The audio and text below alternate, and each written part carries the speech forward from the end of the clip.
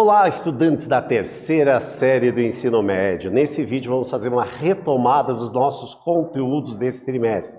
Vamos começar conversando de um assunto chave para os estudos, que é operação com polinômios. Então vamos lá. Nossos objetivos são realizar as operações matemáticas envolvendo polinômios. Vamos realizar a divisão entre polinômios pelo dispositivo de Brillouin-Ruffini e vamos aplicar o teorema do resto e o teorema de D'Alembert. Então vamos lá, com aquele questionamento que a gente sempre faz a todo vídeo no processo de divisão entre polinômios pode ser longo, né? Quando a gente usa, por exemplo, o processo da chave, que é o processo mais tradicional, mais que a gente começou a aprender divisão de números naturais, né? E também dos números reais, mas dos polinômios ele se torna um processo bastante longo. Outros processos que a gente pode deixar essa divisão mais curta, a gente já aprendeu, não é verdade? Sim, né? Usamos o dispositivo de Brillouin-Ruffini. Mas e se eu quiser saber simplesmente qual é o resto da divisão? Como que a gente pode fazer? Então, no final desse vídeo, você vai ter condições de responder esses três questionamentos. Então, vamos relembrar primeiro quando a gente fala da adição de polinômios. Nós temos dois polinômios, um de ordem 2 e outro de ordem 3. Nesse daqui, o primeiro, nós dizemos que é um polinômio que é completo. Por quê? O expoente 2, 1 e 0, né, que é o termo independente. Já o segundo polinômio, que é o g de x, nós temos ele incompleto, porque eu tenho o grau 3, não tenho o grau 2, tenho o grau 1 e o grau 0. E agora como é que eu faço a adição? Exatamente pelas potências. Então esse daqui eu repito o primeiro, mais o segundo. Daí o que eu vou fazer? Primeiro me livrar dos parênteses. Se eu tenho mais na frente do parênteses, é só repetir o que tem dentro do parênteses. E agora somamos termos semelhantes. O x ao cubo só tem 1, então repetimos ele aqui. Agora, o x ao quadrado eu tenho também só 1. O 5x eu vou ter que operar com 2x, portanto 7x. O menos 2 com menos 1, menos 3. Tem problema eu deixar de uma ordem não crescente ou decrescente?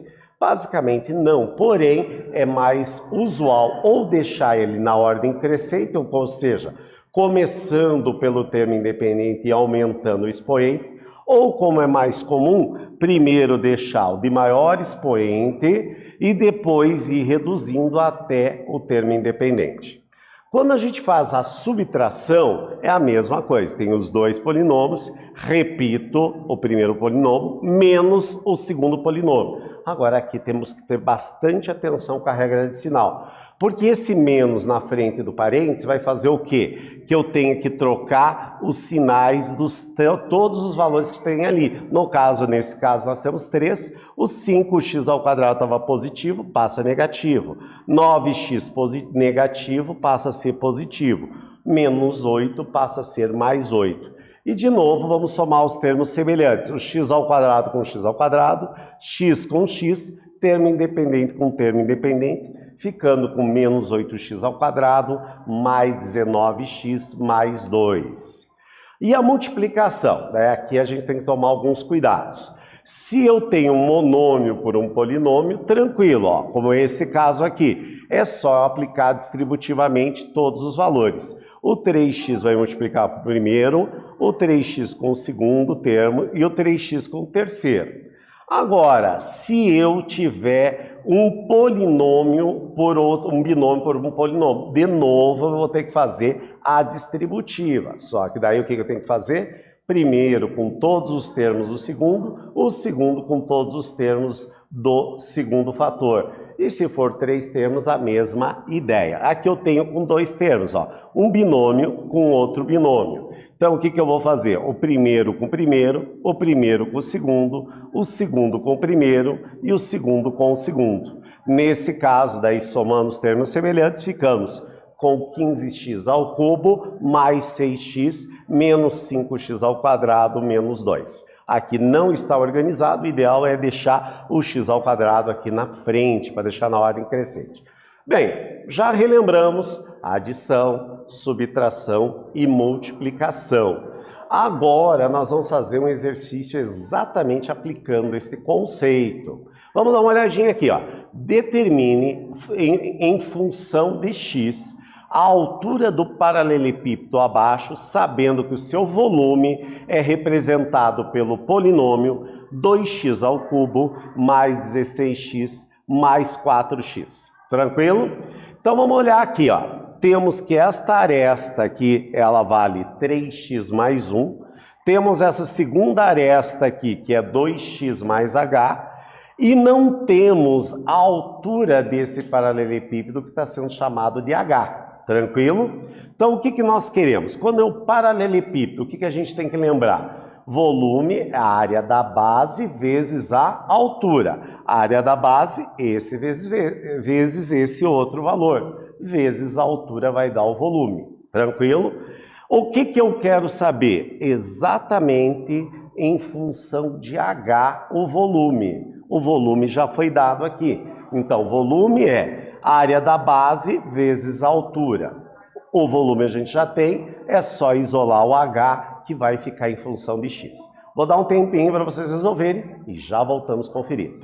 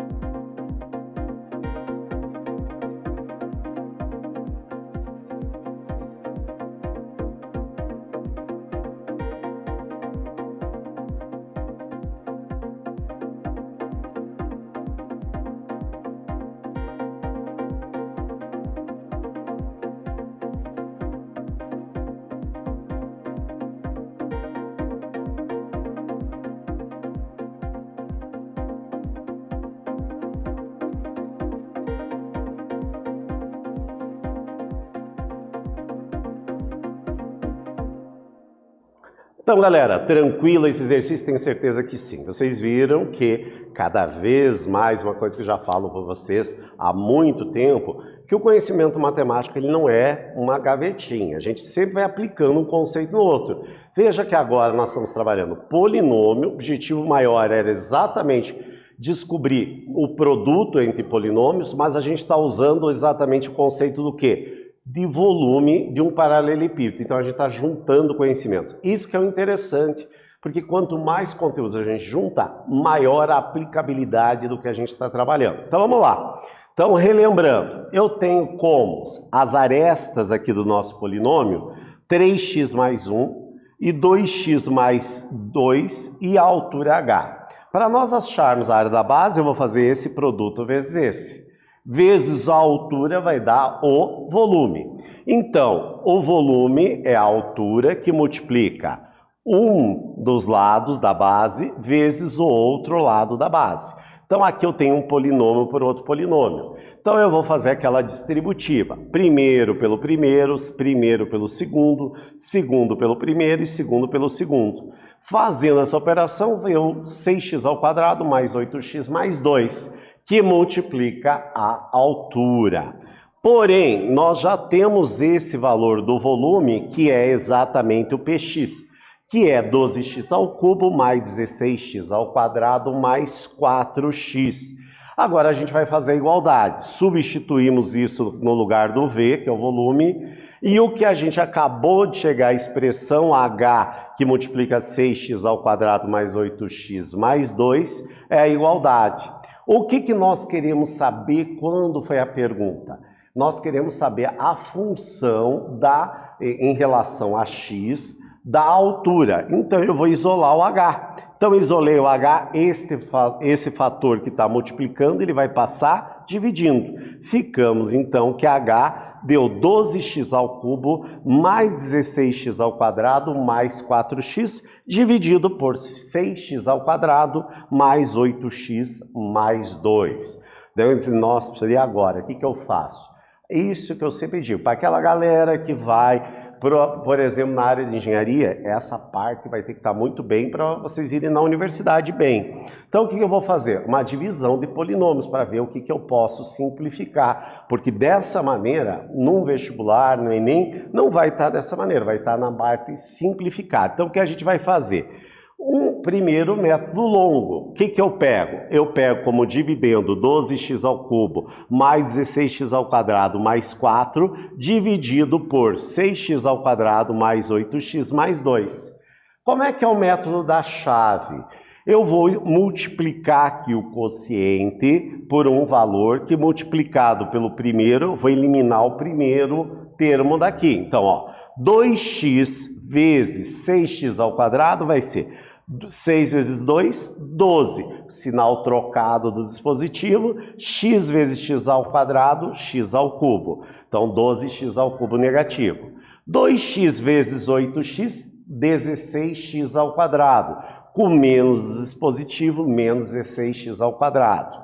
2x vezes 2, 4x. Com menos dispositivo, menos 4x. Ou seja, zerou aqui, zerou aqui, zerou aqui. Ou seja, a divisão deu exato. Então, esta divisão por este valor aqui significa que o h, portanto, vale 2x. Nesse caso aqui, o resto é zero. Deu exato, mas nem sempre vai acontecer isso, não é verdade?